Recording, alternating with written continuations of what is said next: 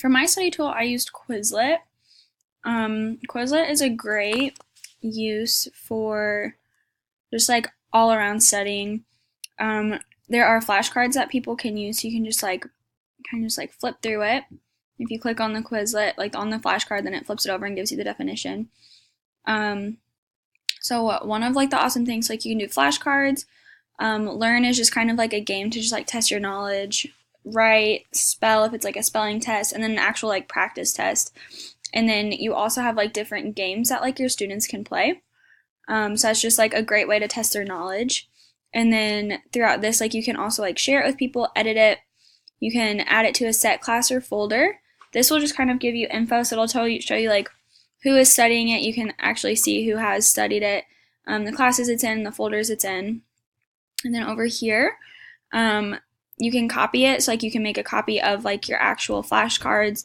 You can print them out. You can combine it with another set. You can export it. You can also like embed it into other things and also embed like videos and stuff into your flashcard. And then scores. So the scores are put on here. So like it'll kind of like show you like who has done what, like what seconds. Like right here we only have like matching. But like let's say there were like 3 people, so it would show you like who did what the fastest. It would just like order them. Number 1 would be the fastest, and then number 3 would be the slowest, and then it would also show you like who has done that. And then yeah, so that'll just like show you for like all of the like different things that like you can do within Quizlet.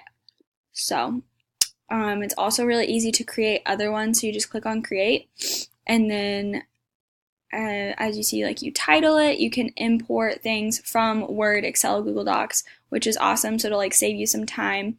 Do diagrams or images, and then right here you just have your terms and definitions. So it's like pretty self-explanatory. You can also add images, add a voice recording to different things, and you can also turn off suggestions, which is like really helpful from a teacher's standpoint.